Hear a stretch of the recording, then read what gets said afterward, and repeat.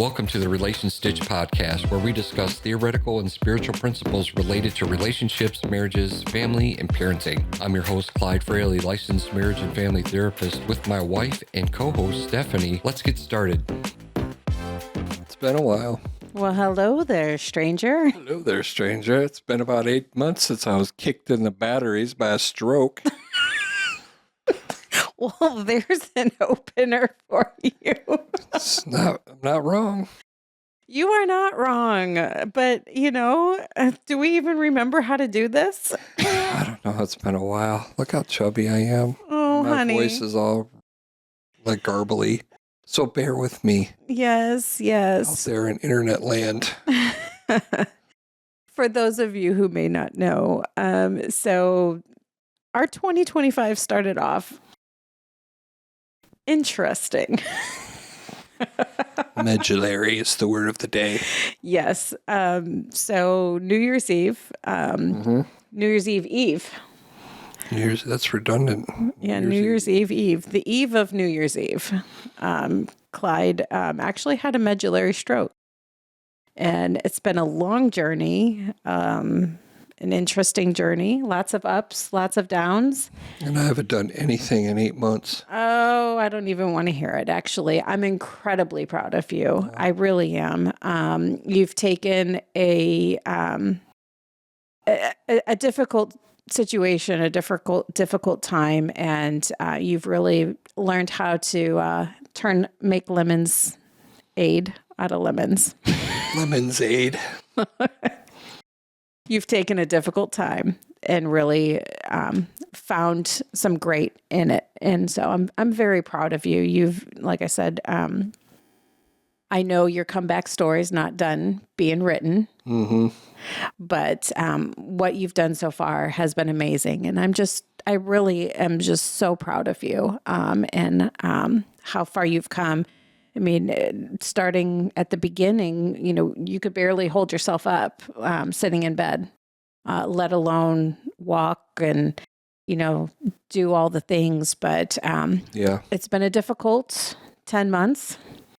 But I know beyond a shadow of a doubt, and what we're going to talk about today is just a small piece of evidence of that. But I know beyond a shadow of a doubt that God is truly helping you take a very difficult situation and turn it around for your good. Yeah. And so I'm so proud of you. Yeah.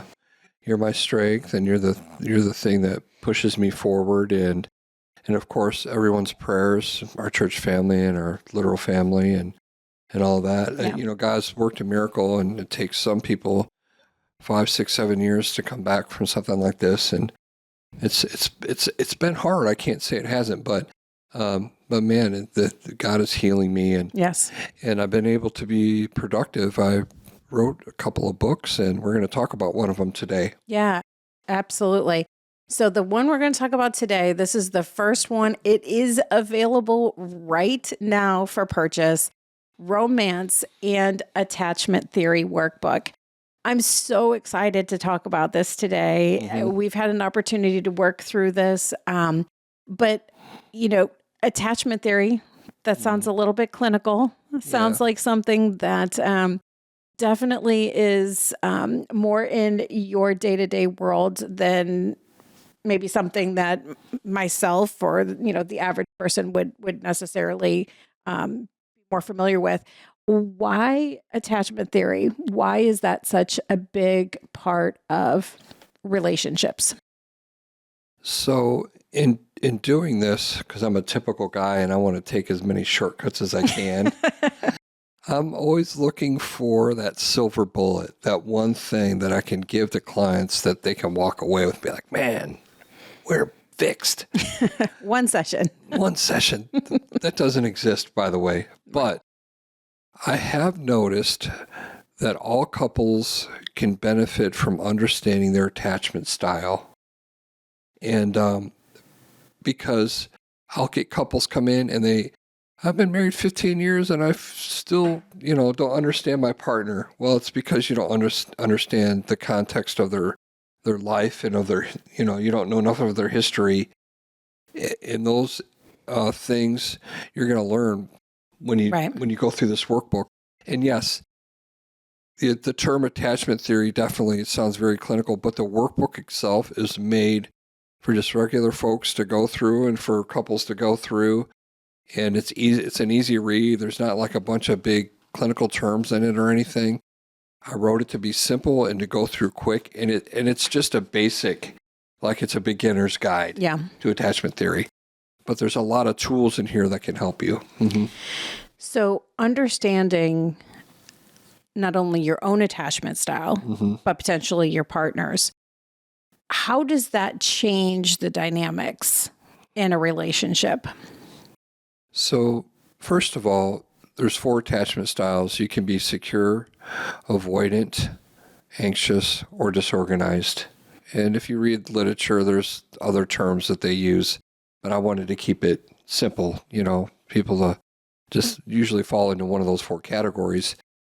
And so if I know that you're a certain style, that helps me and it gives me kind of a roadmap on how to navigate you, right? So if you know that I'm predisposed to be anxious because of what I went through growing up, then that should give you an idea on how to better, communicate with me. Mm-hmm. So for example, if you know that your partner's anxious, what you probably learned is they need a lot of disclosure, they need a lot of transparency and communication because they need to feel secure in that relationship. And any little thing can make them feel insecure. Right. And so someone that's avoidant, you know that there's certain things that you can do that pushes them away because they learned that I didn't get help, so I'm going to have to help myself. So you could be in a situation where that arises in your relationship, where they ask for help and they don't get it soon enough, so they just bail. Yeah. Fine, I'll do it myself. Yeah. No, I just need a minute. Right. Right? Right. But they overreact. Yeah. And they're not necessarily overreacting against you. It's just they're triggered based on their childhood. Right. So if we understand our styles, we know how to navigate each other better.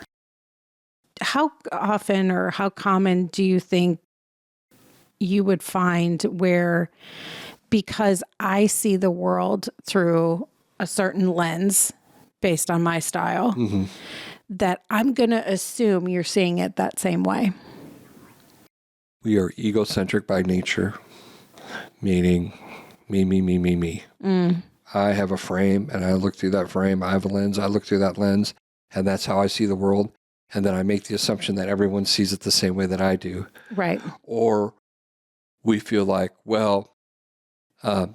because certain things are universally defined, and we think that everyone goes by that universally defined thing. Right. But we have operational definitions of those things as well, like love. There's a dictionary's version, but then we also have the version of love that we operate from based on our experience, which is subjective, And so, yeah, that's really a good point where why don't they see it like I see it?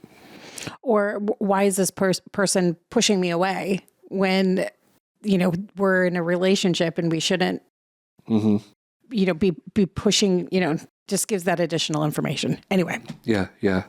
Like a good example with us was, because early on in our relationship, I'll just disclose now, I was probably either disorganized or avoidant.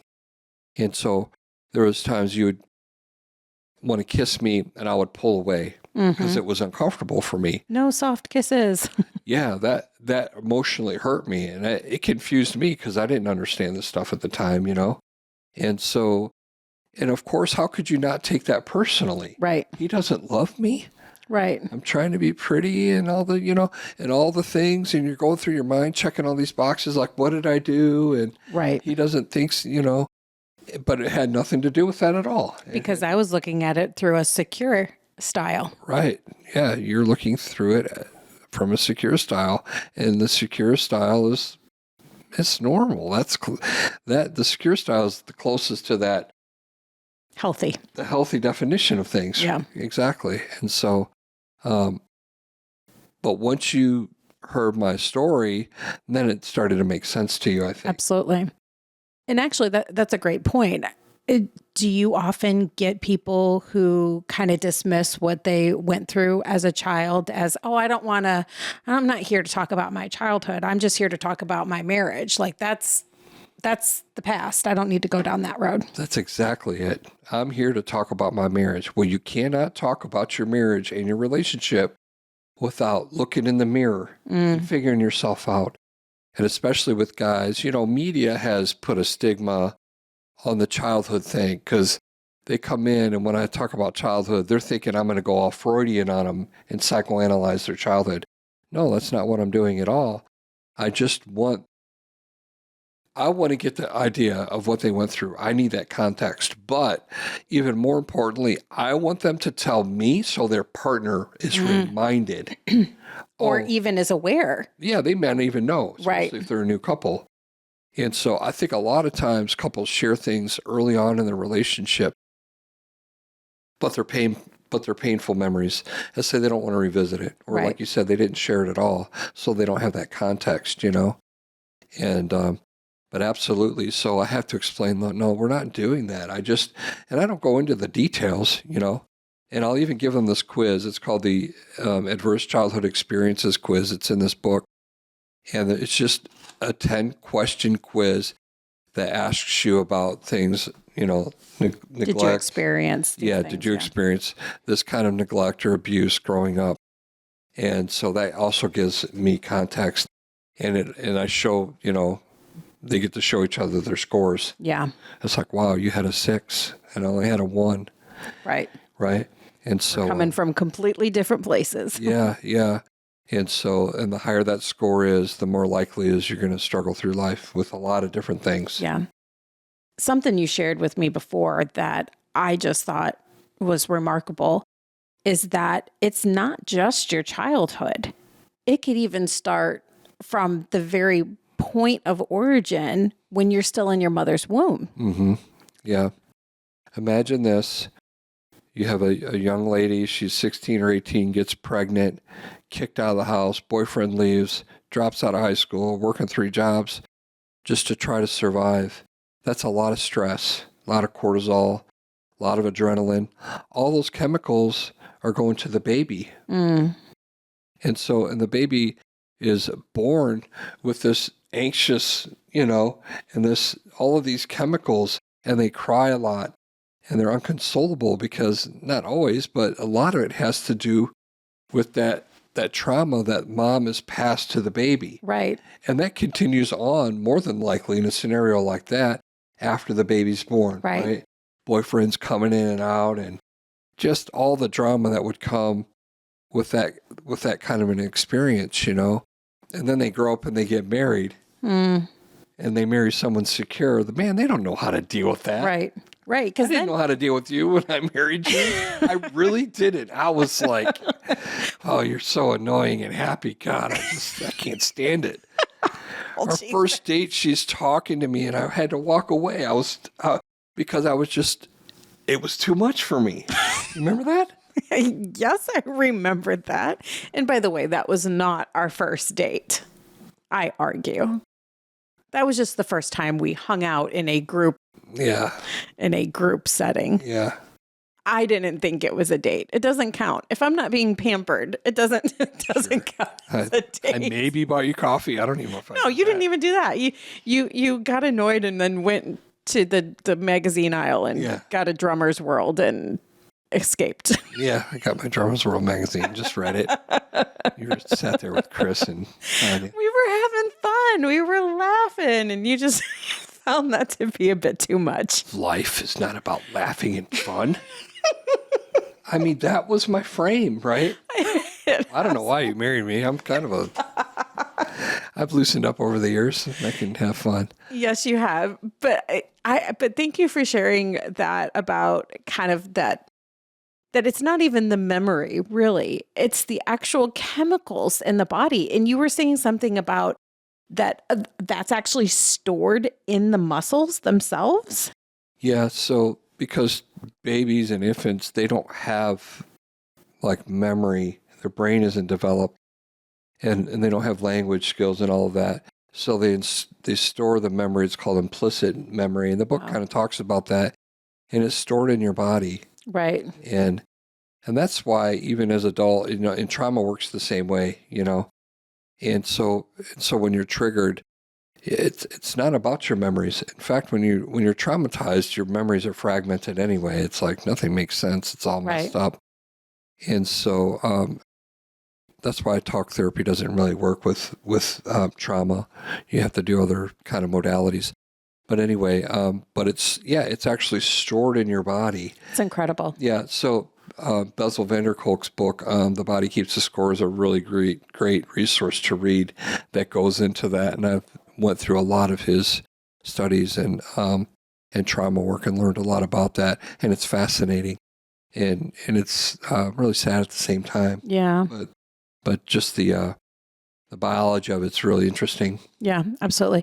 But I think it gives us that great picture of where this is leading to, and that so much of how we process conflict, how we process life, how we process situations that we may come across, there's a lot of things that contribute to our reactions, our behaviors, and even like with what you just shared, like even things that you don't even necessarily realize or remember, but it has an effect. So understanding and kind of working through that, because as you said earlier, you were a completely different person when we first got married than where you are today. Mm-hmm. You're a lot closer to a secure type of relationship or a secure type of style than you were when we first got married. So the good news is that by going through the workbook and understanding it doesn't mean that that's where you have to stay. It just means that understanding it helps you to navigate some of those unintentional responses that we have and make a better choice. Mm-hmm. Yeah. Understanding your style is just the beginning, that awareness is the starting point. Yeah. And this is not a quick fix. Right. We've been married for 27 years or so. And it's taken that whole time and deliberate effort.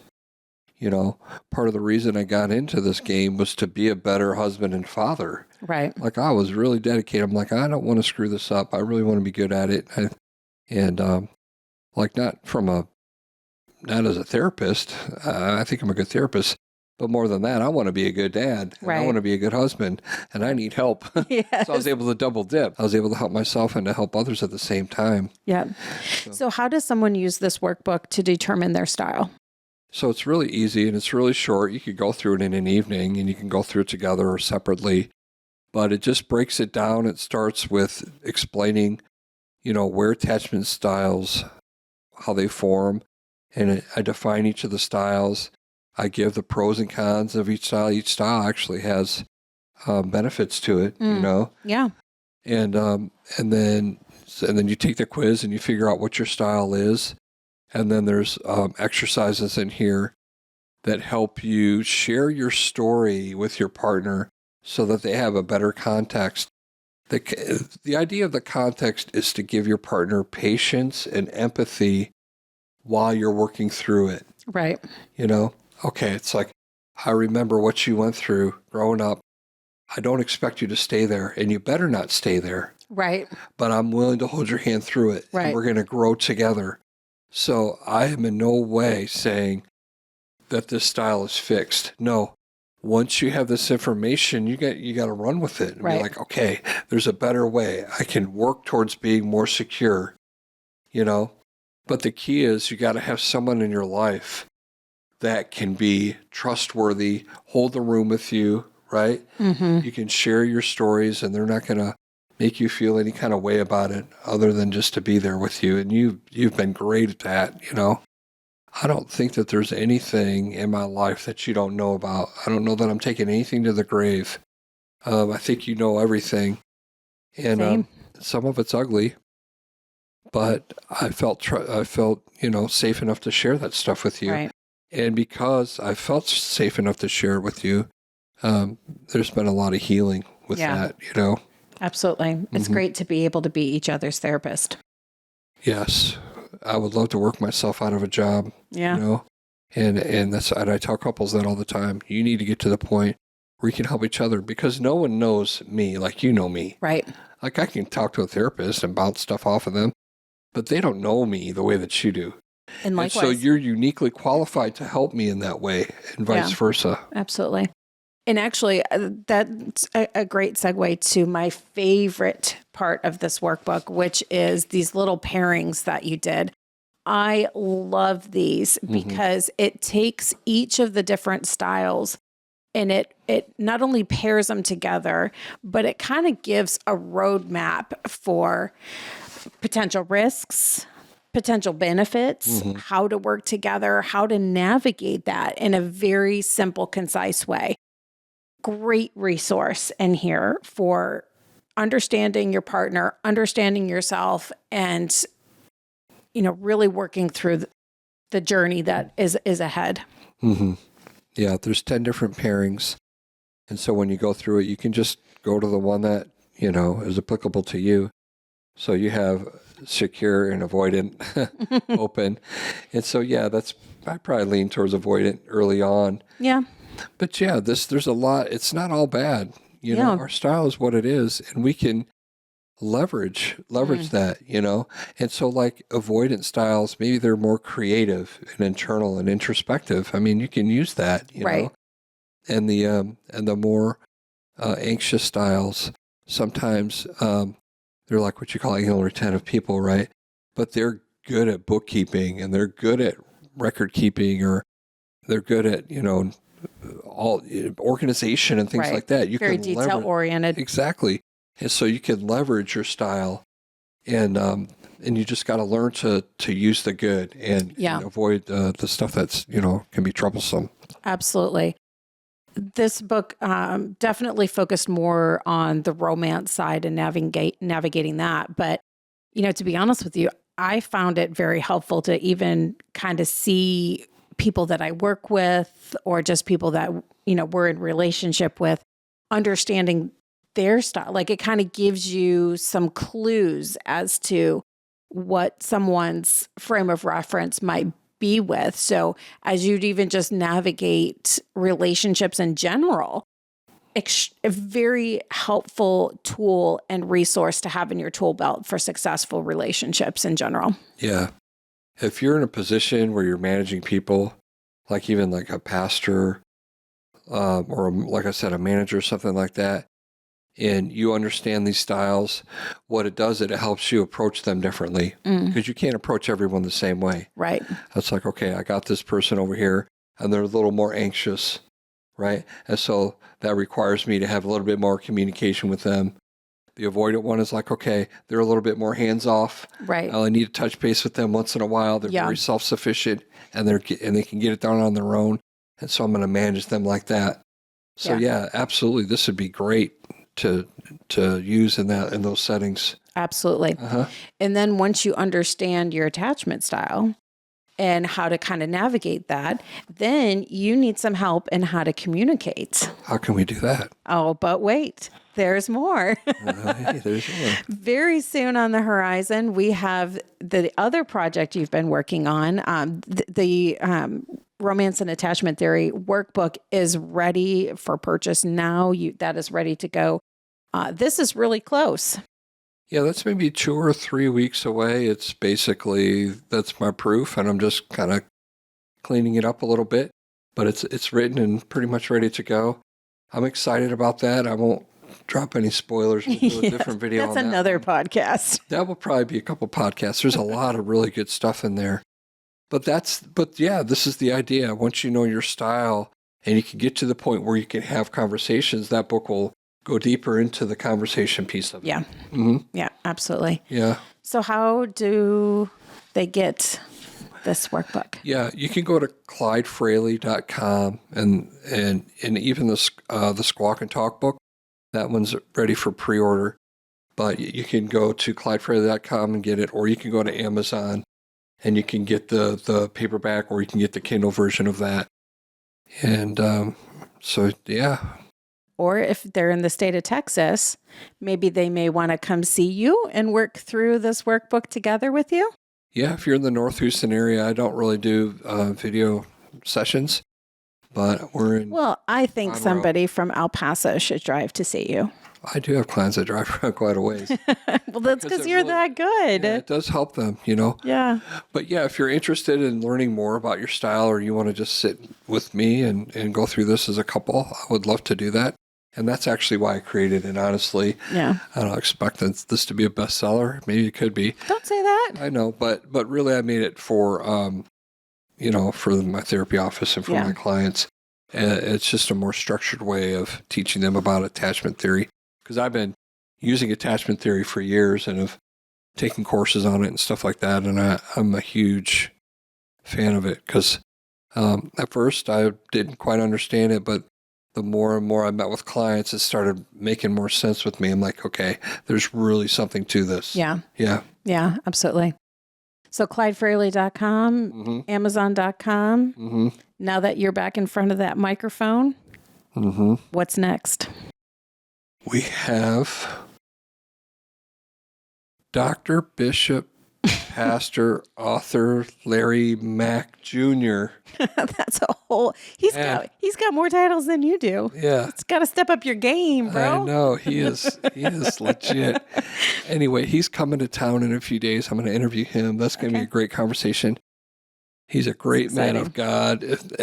There's not many people that I know that really pursue the Lord like he does. Yeah. And has a heart for people And families. Yeah, and so he's got I think he's got a PhD in theology, and he's also got a lot of, I don't know if he's credentialed or what, but he's done a lot of work with psychology and counseling, and he wrote a book and it was a #1 seller on Amazon. That's exciting. In that category for counseling, so good for him. And so he's coming in. We're going to talk about, I don't even know what. I'm sure it'll be great. But yeah, he's a wealth of knowledge, and it's going to be a great conversation. So I'm looking forward to having him in. Absolutely. And I am so glad to be back behind this microphone with you. Not that, there's any, not that I add much to it, but, I'm glad to see you back behind the microphone again. Thanks. Yeah, it's fun. I love doing this. And so bear with me as I get better. Hopefully my double chin will slowly disappear over the episodes. And this keto thing better work. 'Cause, man, I'm wanting some pizza. All right. I veto that. I veto. All right. Good stuff. All right. Proud of you. See you in the next one. Thank you for joining us today. Visit RelationStitch.com for free downloadable worksheets related to this episode and to access our relationship courses. If you're struggling in your relationship, go to RelationStitch.com to leave a prayer request or to schedule a therapy session with Clyde.